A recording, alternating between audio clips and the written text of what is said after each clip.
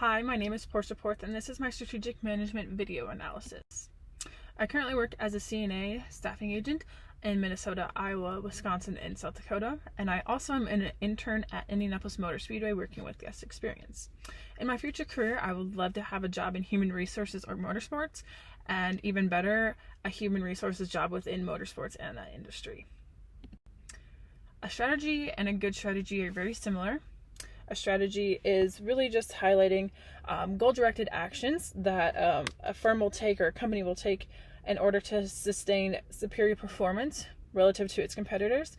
And a good strategy includes three key elements, but a good strategy is really just a firm achieving the superior performance and then being able to sustain that competitive advantage compared to its competitors.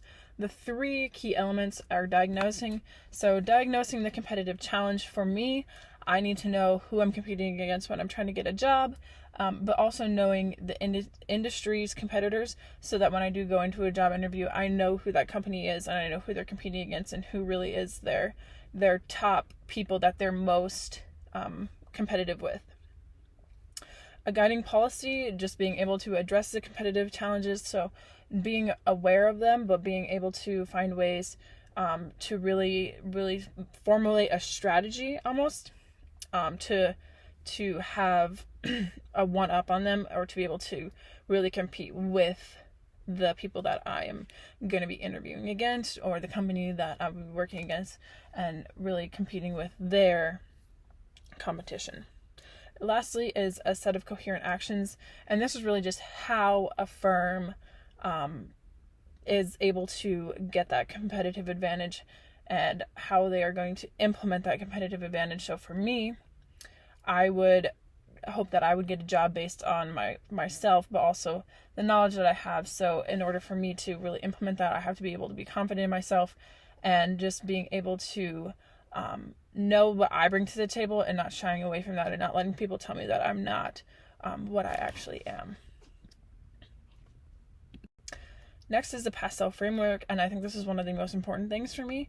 So being able to identify political, public relations connections in governing bodies. There are a ton of governing bodies between HR and motorsports. In motorsports, there are sanctioning bodies. In human resources, there are people like SHRM that really set the standard. And then having connections, so building your social network, building your platform, knowing the right people, knowing companies, and being able to find ways to get in with companies based on the connections that you have. Economical, growth rates and level of employment, and I think this is a really big one for me because the motorsports industry has such a small growth rate. You're either grandfathered in or you're not in at all, basically. So knowing that I may be a little bit less valuable because of how many candidates there are coming into the motorsports industry. So knowing that I might have to take a job for just a little bit less and then work my way up is something that I have to be really super aware of with the career that I want to go into. Socioculture, knowing the trends, the values, the norms within my career field, and knowing the values of myself too. So being aware that the culture is different in every state or even every industry, whether you're working in motorsports or HR, and just recognizing that and being able to work with that. I think that being able to pick up on the cultures and the trends very quickly is something that I'm well and really good at, and then being able to use that to my advantage. Technological new innovations. So I believe that this really is helpful to me because I am coming in as a new college student. So I have maybe the education that the older generation doesn't have, and that can be used to my advantage. Whereas they may be more old school, doing things that maybe aren't as efficient. So bringing new ideas into the industry is something that I think that I could do really well at.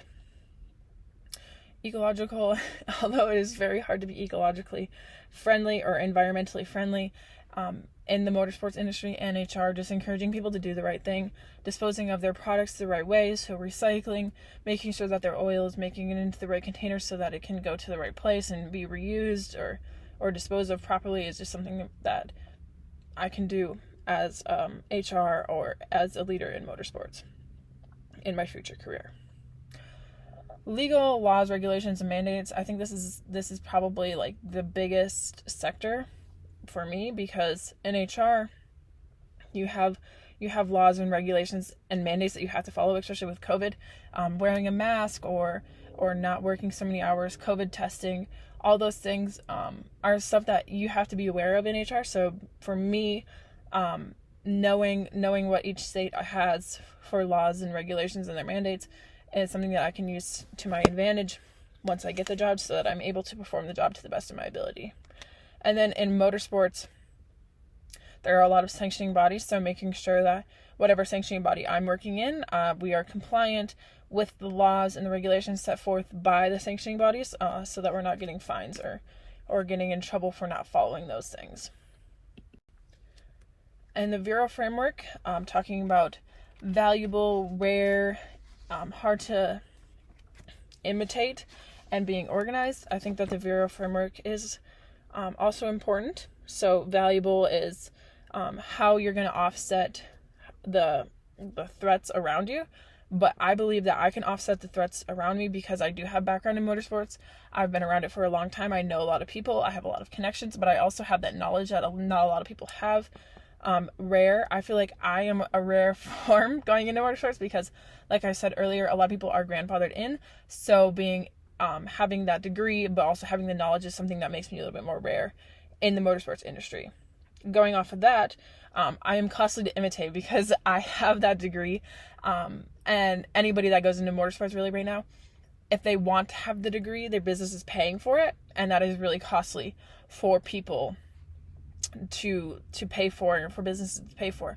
And then also on top of that, I'm hard to imitate because I have that knowledge and I have the business degree. Not a lot of people, like, you can get the degree, but you can't get the knowledge without being around the sport. And then lastly, you have to be organized in order to capture value. So me, as being an organized person, I am able to reach competitive potential because I have capabilities of being organized to help firms or help myself even capture what I want as a person and as a worker in my career. Next up, visions, missions, and values. I think this is really important to highlight. So vision, what I want to accomplish. Obviously, I want to get a job in motorsports. That's pretty simple. A mission, how I'm going to accomplish it. I'm going to accomplish it by connecting with people, social networking, and just getting my name out there. Finding people that want me to succeed in the motorsports industry and really get my name out there and connect with them. Lastly, values, commitments, ethical actions. And I think that the most important one to highlight here is ethical actions. I'm only going to do things that I think are ethically right. So I'm not going to go into a company that doesn't think or match my ethical actions. So knowing what they do is ethically okay with me or not, and knowing that if there is a company that I get a job with and they're not doing things that I believe are ethically okay, I would probably leave. Scope of competition is something that I really need to talk about because, like I had said earlier, the motorsports industry is super narrow. The market is super narrow. The size is super small. But I have made the choice to compete in that market because I believe that I bring something to the table that not a lot of people do bring. So highlighting this scope of competition in the chapter was really, really informational for me, just because I could pick a broader market. I could just pick general HR or general management, but that's not something that I want to do. So in conclusion, are my goals achievable? Absolutely. I think it's going to be hard work, but I believe that I have some valuable assets to companies that they want somebody new, somebody that has great ideas to come in. Changes that I need to make, I think I just really need to put myself out there in social network even more than what I'm already doing. I believe that I'm really good at that, but even just connecting with the older generation and putting my name out there so that when somebody is leaving their job or something, they think of me first, and just setting a really good impression. Ways to continue applying what I'm learning. I think there's a lot of ways, but mostly I wanted to apply the visions, missions, and values just because that's something that I really need to stay true to. Staying true to my goals, staying true to my mission, how I'm going to achieve it. And then also using like the Pastel Framework and the AFI to identify internal and external factors once I get a job.